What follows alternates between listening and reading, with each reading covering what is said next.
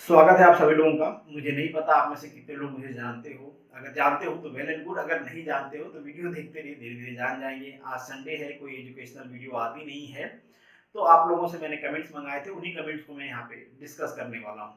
और ये वीडियो अक्सर मैं मॉर्निंग में शूट करता हूँ 8 टू 9 ओ क्लॉक के बीच में। अब आप कहोगे मॉर्निंग क्यों बता रहा हूँ?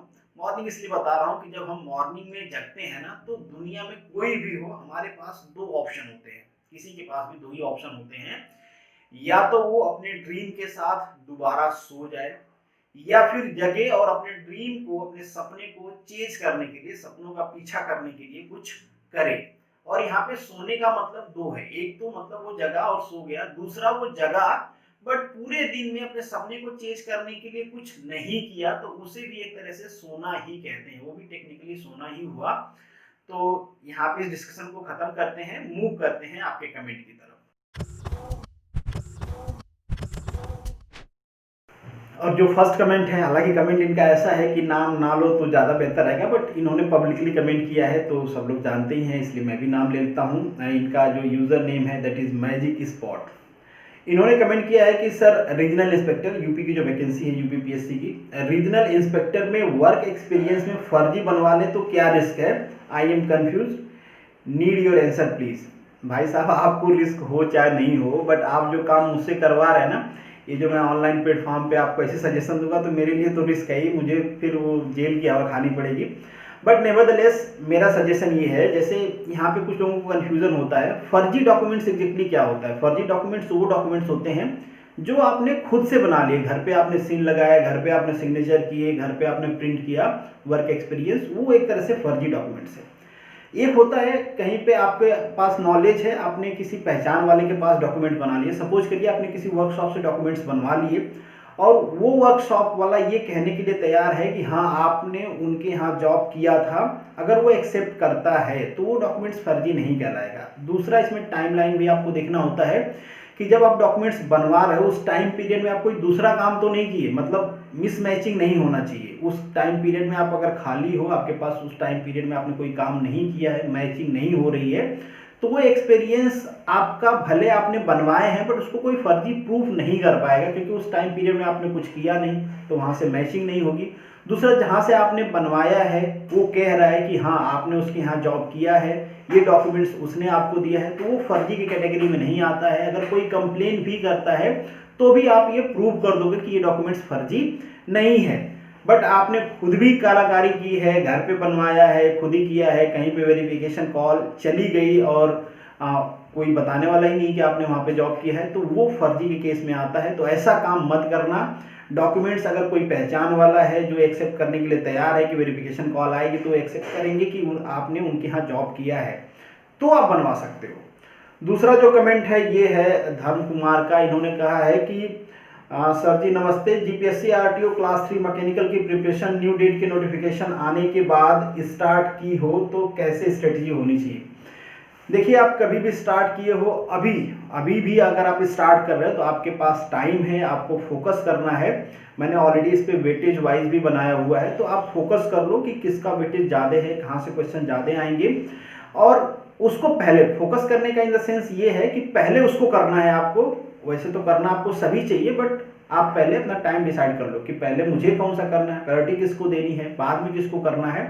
तो पहले वो सब्जेक्ट्स आप करो जिसके वेटेज ज़्यादा है। ये कैसे आपको पता चलेगा? जब आप प्रीवियस ईयर के पेपर सॉल्व करोगे। मैंने कुछ सोल्यूशन करवाए भी हैं, जैसे हीट ट्रांसफर कराया है, आईसी इंजन कराया है। जो मैंने नहीं कराया है वो आप खुद से सॉल्व करो, आपको पता चलेगा कि किस सब्जेक्ट के कौन से टॉपिक से क्वेश्चन पूछे जाते हैं, तो वहां से आप वो करो। बाकी जो नॉन टेक वाला पोर्शन है, जैसे एक्ट एंड रूल है, तो उसके लिए तो कोई आपके प्रीवियस ईयर के क्वेश्चन मिलेंगे नहीं, तो वो सारा आप कर लो।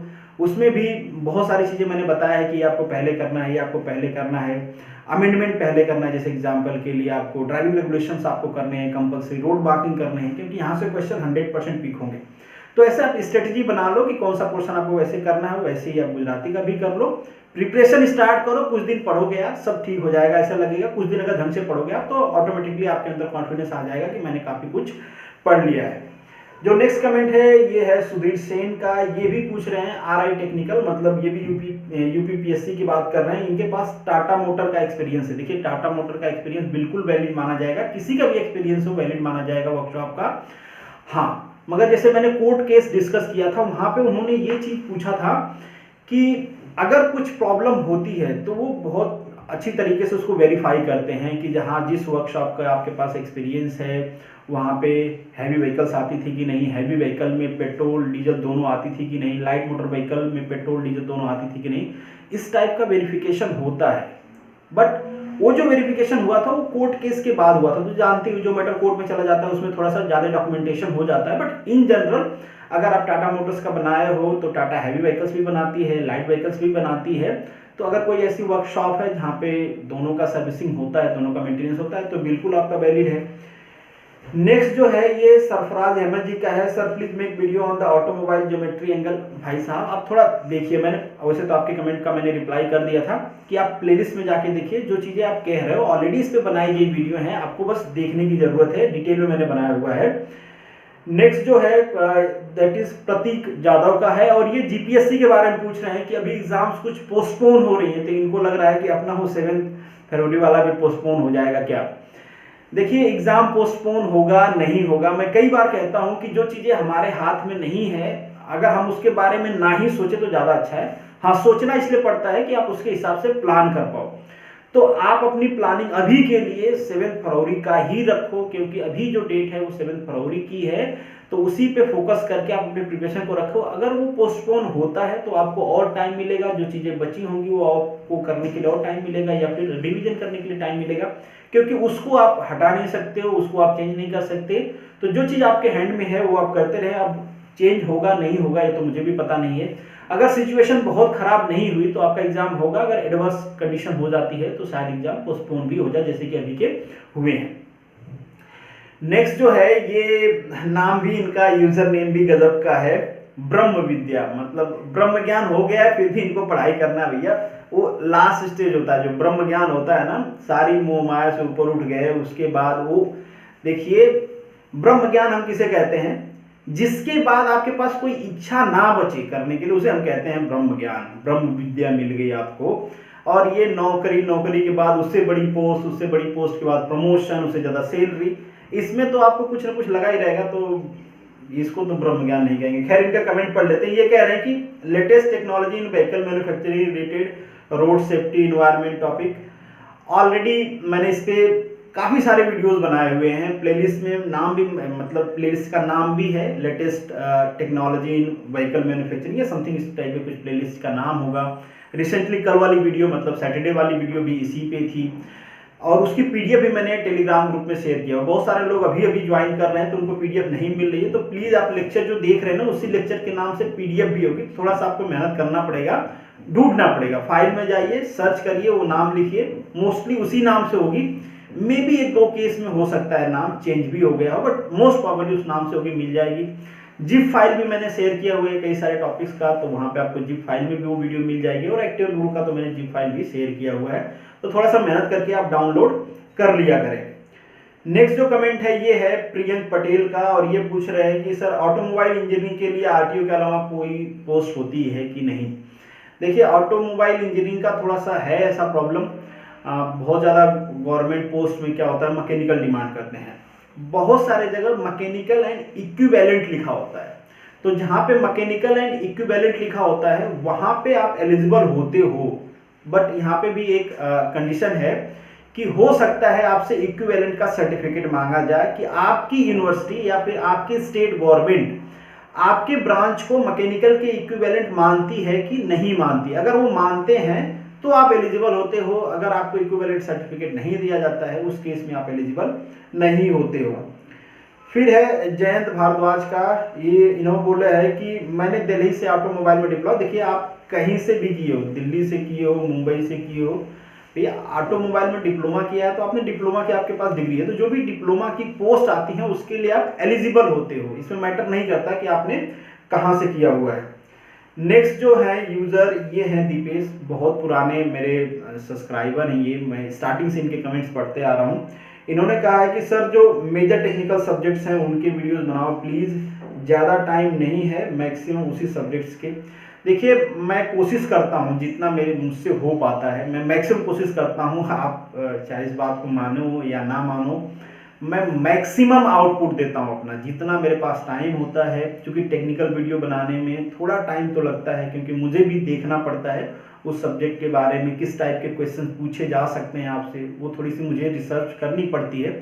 अगर ऐसे ही रेंडमली मैं वीडियो बना दूँ तो अभी के लिए तो चल जाएगा, बट जब आप एग्जाम में जाओगे और उस वीडियो से कुछ नहीं रहेगा तो फिर आके कहोगे कि यार सब टाइम बेकार कर दिया मैंने, फिर मुझे गालियाँ दोगे। तो इसलिए मैं कोशिश करता हूँ कि उस टॉपिक से रिलेटेड प्रॉपर रिसर्च कर लूँ, जिस एग्जाम जो एग्जाम्स के लोग हैं यहाँ पे इस चैनल पे, उस एग्जाम में किस टाइप के क्वेश्चन पूछे गए हैं, कैसे क्वेश्चंस वहाँ पे कंसीडर करने चाहिए, उसके साथ साथ क्या क्या फंडामेंटल मुझे वहाँ पे इंक्लूड करना चाहिए, ताकि आपकी ज़्यादा चीज़ें कवर हो पाएँ। तो ये चीज़ें मुझे ध्यान देनी पड़ती है और इसमें टाइम लगता है मुझे भी, इसलिए थोड़ी टेक्निकल की वीडियो बहुत फ्रिक्वेंटली नहीं बन पाते हैं। बट मैं कोशिश पूरी करता हूँ कि जितना ज़्यादा से ज़्यादा आपको दे पाऊँ उतना देता हूँ। नेक्स्ट जो कमेंट है ये है सूफियान का। सूफियान कहते हैं कि सर क्या जीपीएससी आरटीओ की एग्जाम होगी या नहीं होगी? यार डेफिनेटली होगी, एग्जाम तो होगी। पोस्टपोन के बारे में जैसे मैंने पहले कमेंट से बताया, हो सकता है, चांसेस हैं अगर सिचुएशन खराब होती है तो, बट आप उस पर फोकस ना करें, आप ज़्यादा फोकस करें कि आप पढ़ाई कर पाएँ। नेक्स्ट जो कमेंट है पुनीत का है, सर हमको टेक्निकल की पीडीएफ नोट्स चाहिए, वन लाइनर चाहिए। देखिए टेक्निकल का जितना मैं कर सकता हूँ उतना मैं कर रहा हूँ, और जो भी पीडीएफ मैं बनाता हूँ वो आपको टेलीग्राम चैनल पे शेयर करता हूँ। जैसे मैंने पहले ही बताया, आपको फाइल में जाकर सर्च करना होता है लेक्चर्स के नाम पे।